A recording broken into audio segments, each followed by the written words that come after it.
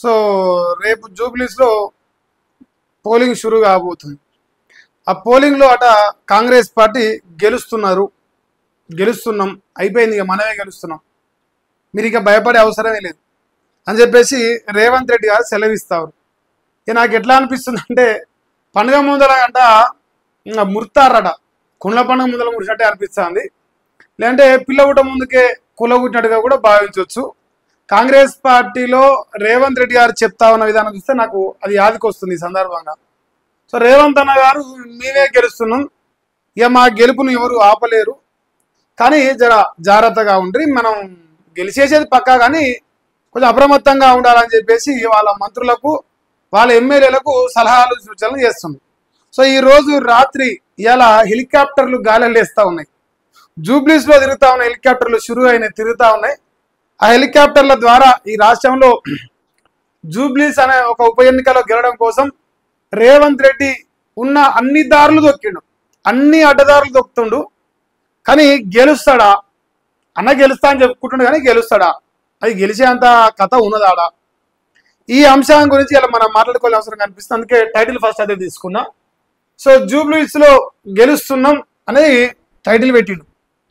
ఇక మరి ఈ రాత రాసేది ఎవరా అంటే మన రేవంత్ రెడ్డి గారి యొక్క ఆస్థాన మీడియా సాయంత్రం 5 గంటల పేపర్లో రాసింది. ఏం రాసిండో ఒకసారి పూర్తిగా చూడండి.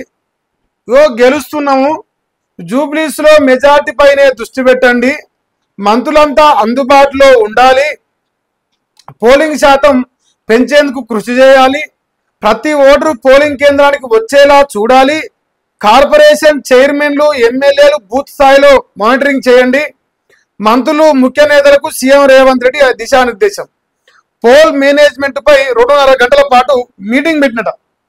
ఏం చేసింది తెలుసా, మనం గెలిచేది పక్క, కానీ మెజార్టీని మన దృష్టి అంతా మెజార్టీని, ఎంత మెజార్టీతో గెలుస్తున్నాం, 1,00,000 ఓట్ల, 50,000 ఓట్ల, 70,000 ఓట్ల, మన మెజార్టీ ఎంత, ఈ అంశం పైనే రేవంత్ అన్నట కూర్చున్నాడట.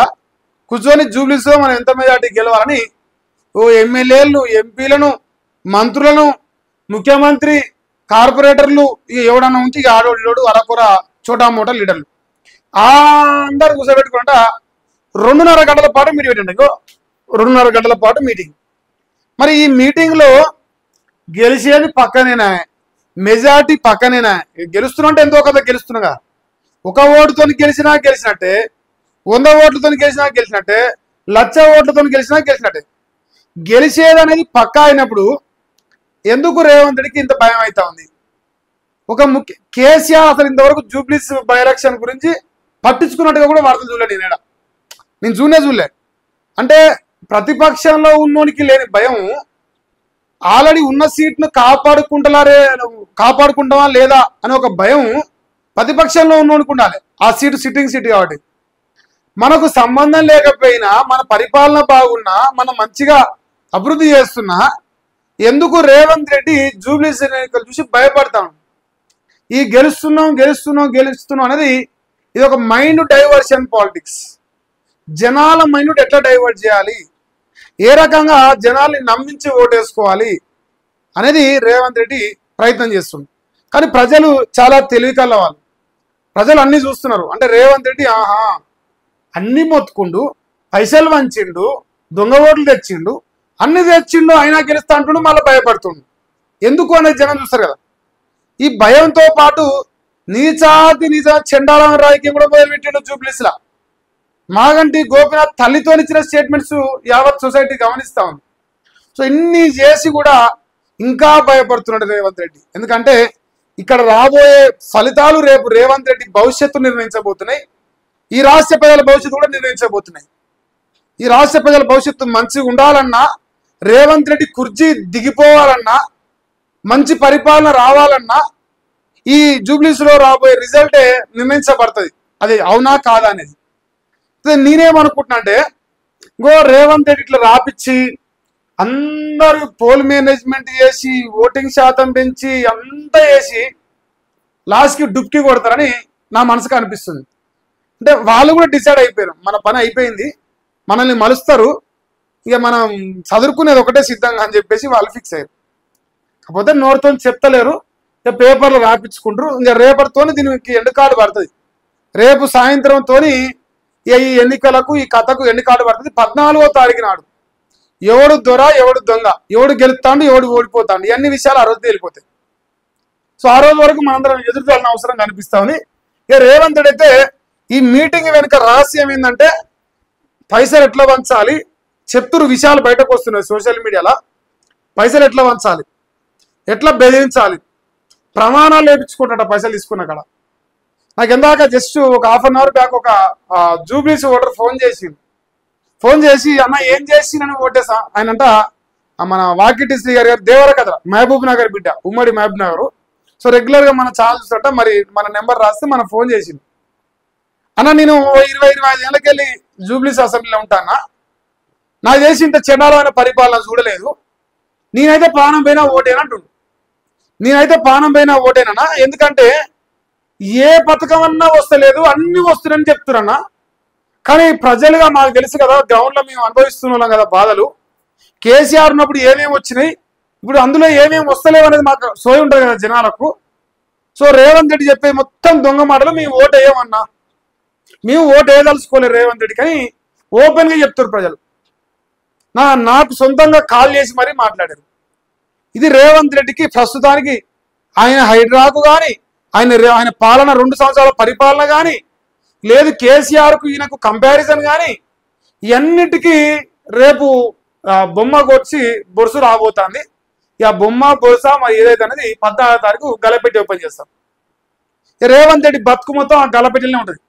ఆ గలపెట్టి ఎటు తెరుస్తారు, తెరిస్తే ఏమొస్తుంది, ఏమొస్తే రేవంత్ రెడ్డి కుర్చీ ఉంటుందా ఉంటుందా, ఇవి గమనించడానికి మనకు అవకాశం ఉంది. మరి వెయిట్ చేద్దాం. అన్న అయితే నేను గెలుస్తా అని ఇక దొంగేసే వేస్తాడు, ఇది పెద్ద నమ్మకురి. నెక్స్ట్ డ్రోన్లతో సెక్యూరిటీ మానిటరింగ్ అంట. ప్రతి పోలింగ్ కేంద్రంపై ప్రత్యేక నిఘా అట. రేపటి జూబ్లీస్ ఉప ఎన్నికకు సర్వం సిద్ధం చేసిరు. ఒక్కో అభ్యర్థికి పోలింగ్ ఏజెంట్ పాస్ అట. విధుల్లో 5,000 మంది ఆఫీసర్లు ఉండబోతున్నారు. ఏర్పాట్లను పరిశీలించిన ఎన్నికల అధికారి ఆర్వి కర్ణన్ అని చెప్పేసి ఈ వార్త రావడం జరుగుతుంది. మరి ఈయన అన్ని ఏర్పాట్లు చేసినాం, ఇంకా ఎన్నికలు పెట్టడమే మిగిలింది అని చెప్పేసి అధికారులు చెప్తారు. సో ఆయన ప్రత్యేక నిఘా పెట్టినట్ట డ్రోన్లతో. నువ్వు డ్రోన్లతో పెట్టుకో, హెలికాప్టర్తో పెట్టుకో, విమానం తెచ్చి పెట్టుకో, పైసలు మాత్రం పంచుతారు. ఇక కళ్ళలో కాపులు కొట్టినట్టు చేస్తే మేమేం చేయలేం కానీ పైసలు దండిగా పంచుతారు. ఎన్నికల సంఘం ఇక కాంగ్రెస్ ప్రభుత్వానికి వత్తాసు పలికినట్టుగా కనిపిస్తా ఉంది వ్యవహార శైలి. ఇక అది జూబ్లీస్ ప్రజలు కూడా మాట్లాడుతున్నారు ఆ విషయం. ఇంకా నేను చెప్పుడేంది, ఇక దొరికినాయి మంచిగా మంచి మొదబారులు ఎమ్మెల్యేలు ఎంపీల లెక్క ఉన్నోళ్ళు కూడా పోయి ఏంచుతారు పైసలు. ఇట్లా ఏంచి లెక్క పెట్టి నీకెంత ఎన్ని ఓట్లున్నా ఇంట్లో తీసుకో, ఇట్లా ఏంచుడు ప్రోగ్రాం ఉన్నారు ఓట్ల కోసం, ఓట్ల బిచ్చకాలు.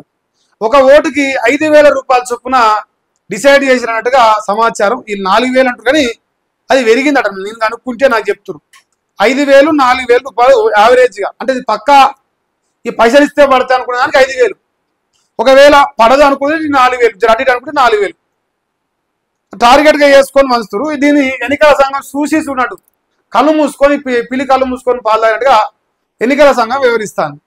దీంట్లో ఏమాత్రం డౌట్ అక్కర్లేదు మనకు. మరి ఏం జరుగుతుంది ఏంటనేది చూడాలి.